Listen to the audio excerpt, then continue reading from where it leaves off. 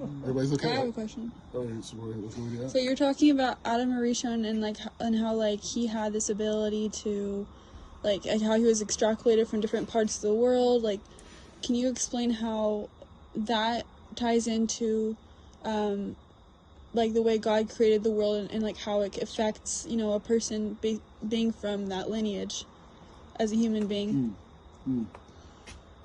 Yeah, and free will? Yeah. It's an interesting thing, and it's kind of like it's a sensitive area, right? Because when you could arguably say that the line from Adam was a line of humans that have a neshama, right? And there were other entities that were also created that had this idea of nefesh, right?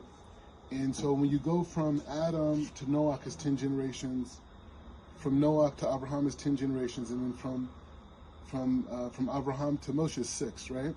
26, right? And so there's a specific line of people that were given the ability to rationalize the Creator, to be able to contemplate the Creator, to think of the Creator.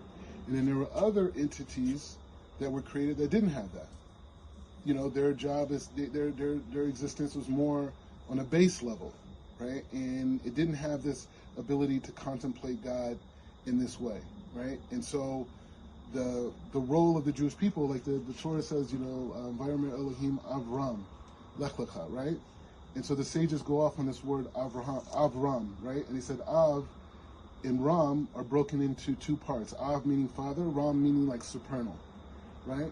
So Abraham was this soul that came into this world that had this koach over the supernal reality. Before that, you had Noah, and Noah per se, you could argue and say he didn't really complete the job with him getting drunk in the vineyard, the whole thing.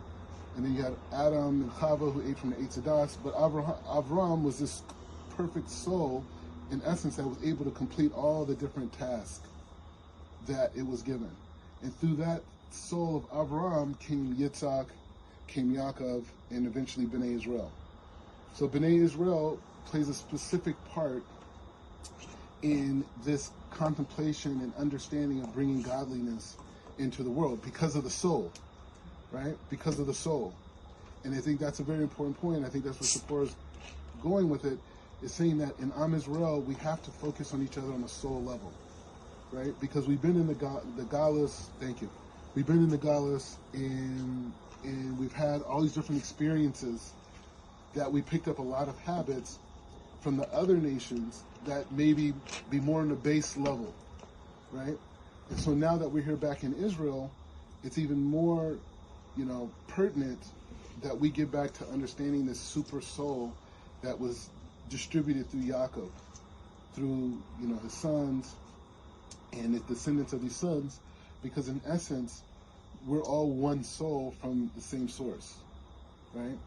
And that super soul that was created through Abraham was the basis, prototype of why the physical world was created, right? And so a lot of things going forward, and this is part of the rebuilding of the Beis Hamikdash, is this idea of us as Am Israel seeing each other as one soul, and having a soul and having this total mission.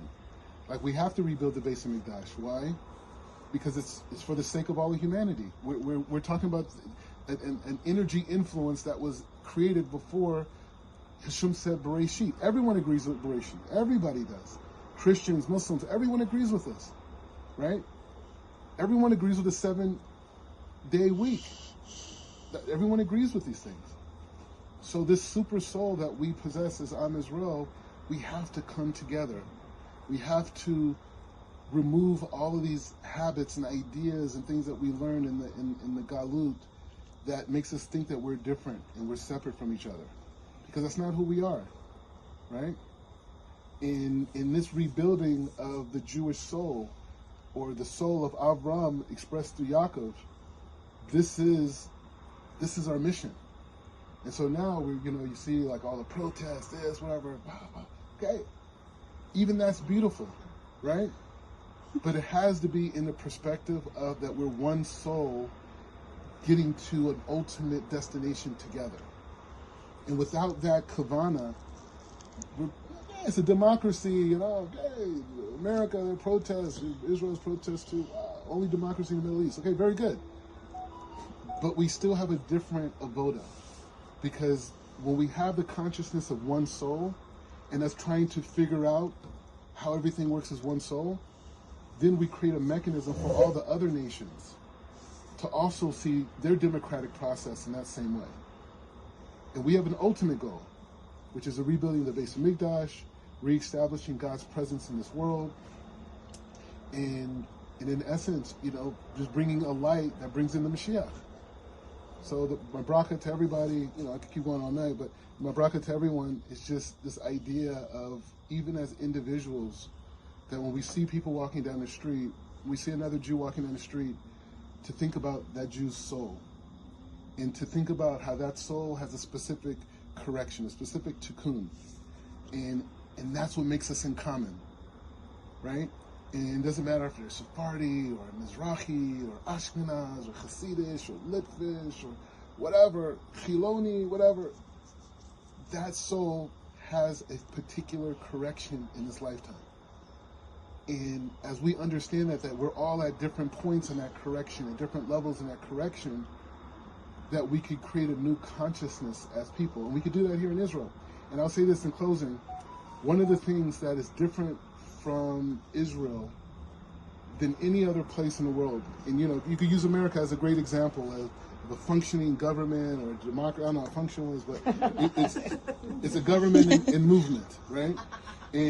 But you could say what's different in Israel, and this is what I've noticed, is that what makes Israel special is that the citizens of Israel, the Jewish citizens of Israel specifically, see each other as relatives.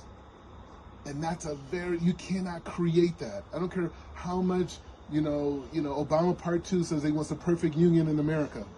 American citizens will never get to that point where they inherently feel connected to each other, which creates balagan too. Relative. Thanksgiving, is always a crazy time, right? But it's just saying that this idea that we have such an opportunity to do something that no other civilization could ever think of. Because we have the mind for economics, we have the mind of defense, we have civic infrastructure, we have a country, we have a land that's just full of koach. And so through that, we could create this fantasy that the Western world talks about in terms of a perfect union. We have that ability. But we have that ability when we see each other as souls. That's it.